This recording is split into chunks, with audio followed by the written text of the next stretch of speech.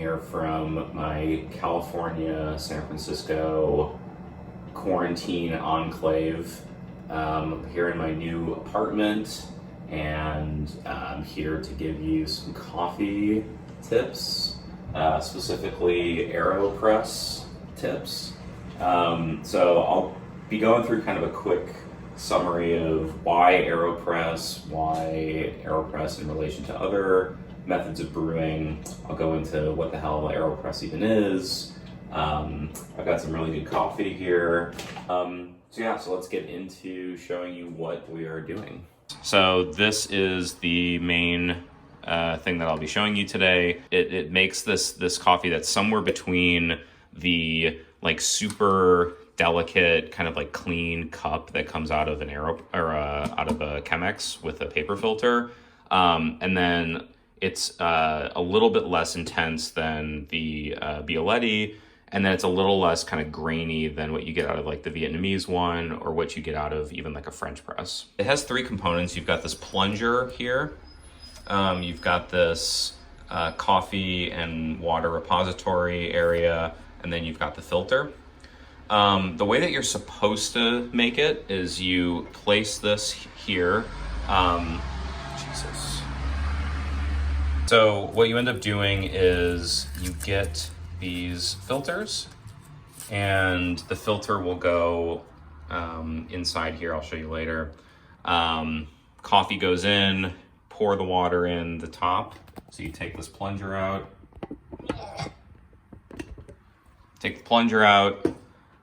put the coffee in, put the water in, stir it up, fill it to the top, and then plunge. That's what they officially tell you to do. The way that you should do it is to actually do the inverted method, which is to stand it on the plunger and brew the coffee this way and then flip it onto the mug. This is better for a couple reasons. One is it gets better extraction out of the beans, because when you put it on the glass and start pouring the water and the coffee in, it actually already starts to dribble into the mug ahead of time. And so you've got like this kind of under extracted coffee that comprises like a small portion of the coffee that you're drinking. When you do it this way, you have a little bit more control over how long the coffee extracts for. One thing you have to be careful of is to make sure that it's at least touching the fore, if not at the fore, or like midway through the fore. Back in the day when I used to like brew my coffee at like 200 degrees, which is not the way to brew it, which I'll get into. But I literally like picked it up from here like a fool, and it just like completely like emptied out onto my hand, and I had like this massive blister that puffed up. So you don't want to do that. Pretty surefire way to make sure that doesn't happen is just to have it at the fore. All right, so in terms of how you actually grind your beans, so there's basically two ways to do it. You can either hand grind your beans, or you can have it machine grind. This thing literally takes like 10 minutes to grind a cup of coffee. Like it's so hard, and you just like literally sit there and just go like this, and it's I'm sure there's better ones out there. This was a highly rated one. It's Hario, a Japanese company, I believe. It's a highly rated one from them, but I just think it's trash. And also one time I was doing it in the office like super early in the morning, and Susan, the CEO, Susan's like security guard, came to my desk and was just like, what the hell is going on? I guess I had like scared, or like he couldn't figure out what that like the noise was, and thought that there was like a problem with the building or something. So just another reason not to do it. Oh, my cat is here. Yeah, you want to say hi? Yeah. I know. You want to say hi?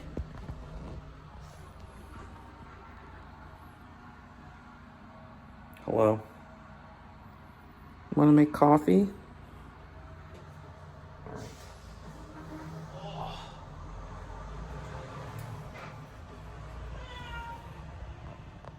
All right, so the other method Go do something else. All right, so this is the other way to, one of the other ways to grind your coffee, and it's a machine. I think this is like the way to go. They're not that expensive. This here is a highly artisanal family, heirloom of the Rock family. It's a Cuisinart. I'm pretty sure it costs like $30. The one downside is this is like the loudest sound known to mankind. So maybe one reason to invest in a slightly better grinder. But it does get the job done, and it literally grinds coffee in like 20 seconds versus 10 minutes with the hand grinder. So highly recommend this. In terms of how you get your water going for coffee, I highly recommend a temperature control kettle. Yeah, this is Dr. Hetzner is the brand. You definitely need something like this so that you can control how hot your water gets, because it has this little gauge here that tells you how hot the water is. So I'm gonna set the temperature. So this is rather contentious with me and my coffee friends, as well as just the community, but I like to brew at a fairly low temperature. I brew at 179 with the Aeropress. This is where it starts to get into non-scientific. Not that any of this has been particularly scientific, but I've tried brewing at 205. I've tried brewing at 195, which is the recommended. I could swear that like it just doesn't taste as good. And so when you brew it at a slightly lower temperature, especially when you let it sit for a while, you end up getting these like really beautiful flavors that you don't get, in my opinion, when you just like blast your coffee with like boiling water. All right, so time to actually grind the beans. So I'm using Heart Roasters, Ethiopia. I personally like lighter roasts. I like coffee that kind of tastes like fruit or tea, ironically, or like honey and flowers. So for Aeropress, I tend to do 2 scoops of this, and this is actually a 2 tablespoon scoop, so I guess 4 tablespoons. All right, so you ready for the like ear-shattering sound of the Cuisinart? Get ready.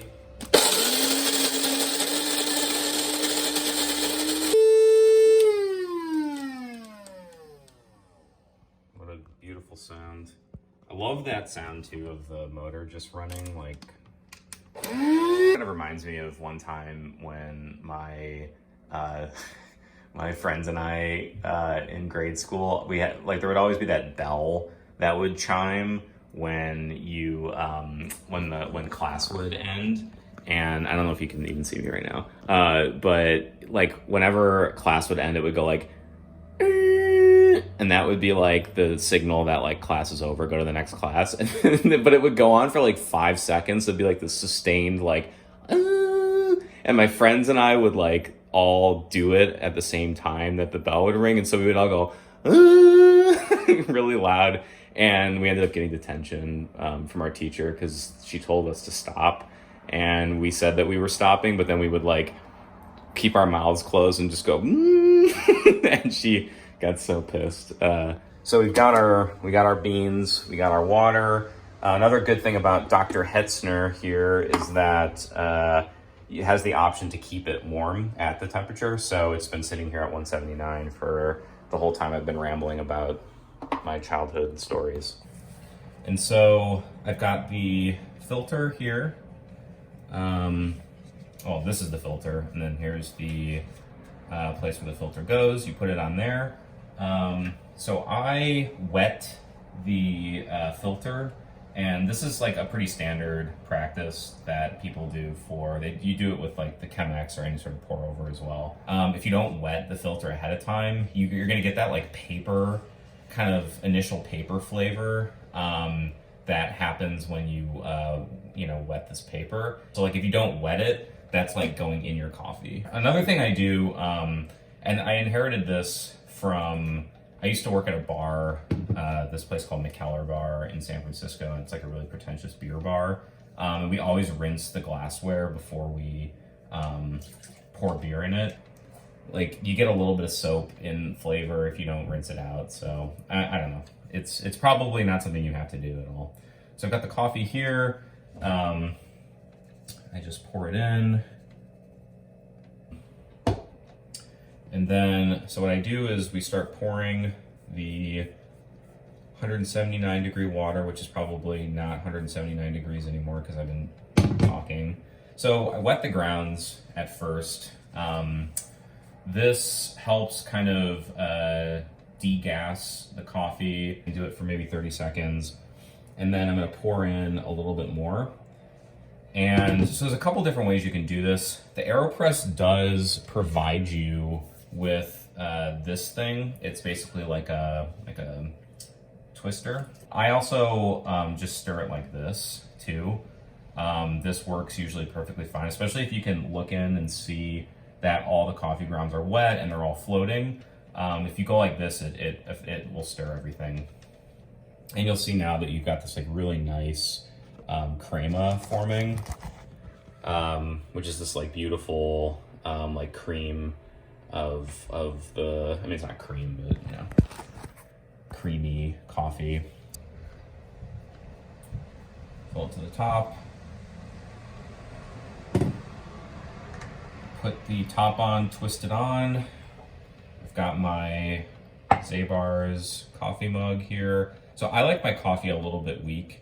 I think I'm like the only person in the world that I know who does this. I put a little bit of water in at the get-go, flip it, and then press. There you go, now you can see. So you press the plunger down, plunge it, and then there you go. And now you've got, got a beautiful cup of coffee. Here it is, looking out onto this beautiful construction site here. And yeah, beautiful cup of coffee. So French press is the coffee that I started on, making coffee with French press, and like that's totally like a great way to make coffee. But if you've ever like looked at French press coffee, it's like you can see kind of like the coffee bits in there, and depending on how like fine your grind was, you end up getting this kind of like earthy, like heavy cup of coffee in my like taste, and I don't really like want that all the time. And then conversely, the Chemex has like a very clean cup, so you get this very kind of like pure, like highly filtered coffee, but it does like extract the flavors really well. But I find that like the Aeropress is like a nice happy medium where you get kind of like low levels of like the earthiness of it, because the filter's like really thin and it's like not as robust as the Chemex like or pour over filters. And so you do still get kind of some of that like granularity coming through, but it then is balanced with like these like really beautiful flavors. And there's something about, I think, the way that it just is like a vacuum and it just plunges everything in, that just like I get like the best flavor extraction from the Aeropress. So it literally is like a $30 item to buy this thing. So I think it's like $30 or $35. I've been literally using the same one for 6 years now, and it works just as good as it did the first time I've been using it. So like, no reason not to invest in something like this if you drink coffee. This bag of beans costed like $22. So like for almost the amount of money it costs to even just like buy beans, you can buy like your mechanism. I mean, that said, you do need like a kettle, you do need a grinder. So like all in, it's probably an investment of like 110, 120 bucks, with maybe the cost of like your first pound of coffee, 12 ounces of coffee, to get started. But like, it's totally worth it. I mean, obviously a lot of us drink coffee, so thanks for listening to my rambling, and yeah, have a good one. Bye-bye. Stay safe.